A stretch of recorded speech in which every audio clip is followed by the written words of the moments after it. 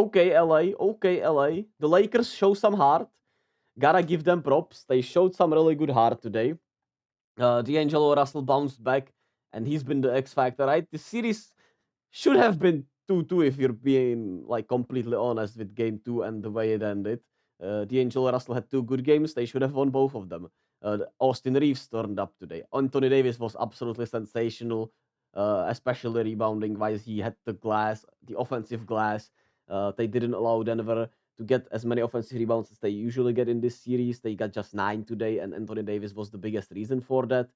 And he also picked his spots once again offensively well. You have everything you've wanted from Anthony Davis. Just a sensational series so far. But it was the others, right? Rui Hachimura found himself some rhythm and wasn't completely useless out there and play less minutes. Torian Prince got some of those minutes, which I talked about in the last video. I thought that was nice.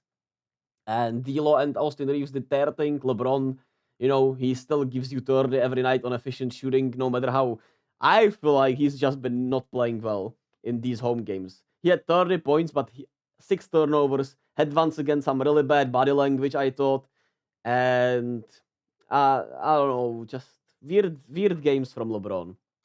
But he did lock in defensively more. He was better defensively today.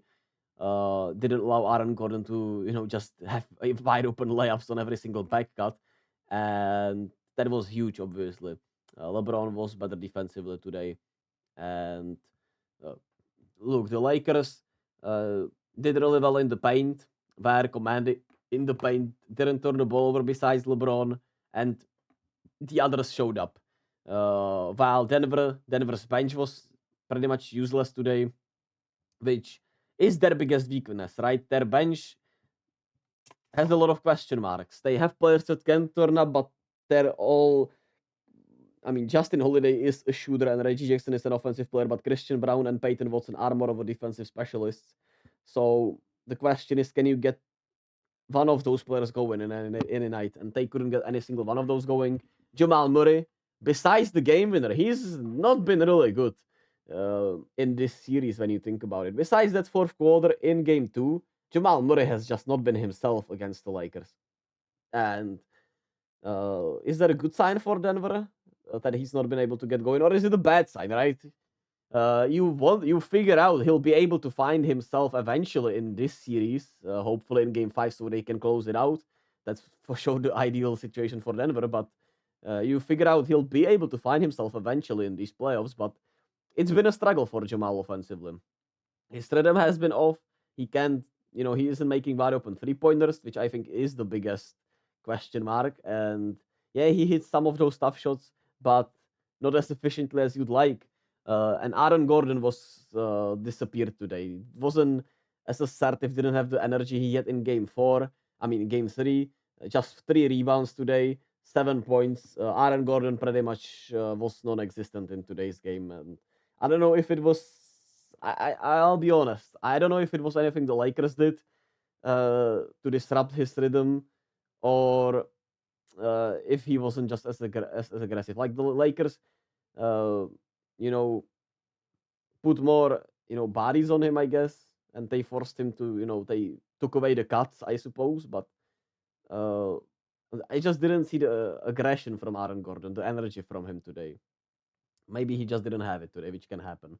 Um, but the Lakers did a better job overall against Denver, and it's been just MPJ and Jokic, right? Jokic was still really good, and Michael Porter Jr. continues to play really well, even though his three ball wasn't like as lights out as it has been this series so far. But MPJ, they have not figured out a way to stop him. But I mean, to be fair, he's just been shooting lights out with his wingspan, with his length, right? It's hard to really stop him. But sometimes it feels like they're giving him too much space, and with the way everyone else has been shooting, even though KCP did have a bounce back game today, with the way Jamal has been shooting, you might want to shift a little more attention to Michael Porter Jr., but at the same time, Jamal killed you a lot of the time. So we'll see how the Lakers do in Denver. It's on Monday. You have only 2 days rest, and you have to fly back to Denver into that altitude. Can D'Angelo Russell show up? Can Austin Reeves show up and be aggressive? Will Torian Prince get those more minutes than Rui Hachimura once again? And can Rui Hachimura in those limited minutes not be awful defensively and give you nothing offensively? And for Denver, it's can Jamal Murray get going? Can you get something off the bench? Uh, and how will Aaron Gordon respond after a rough game four? Will he have the energy on rebounding? With rebounds offensively, can they find a way to once again get him involved on the lobs and everything? We'll see. But I'm disappointed. I wanted the Lakers to be gone already. I'll keep it a buck. So that's that. But such a weird night of basketball. I really enjoyed the Orlando game. Don't get me wrong, because I liked seeing the Magic crowd go crazy. But it was a disappointing night of basketball, in my opinion, in terms of blowouts.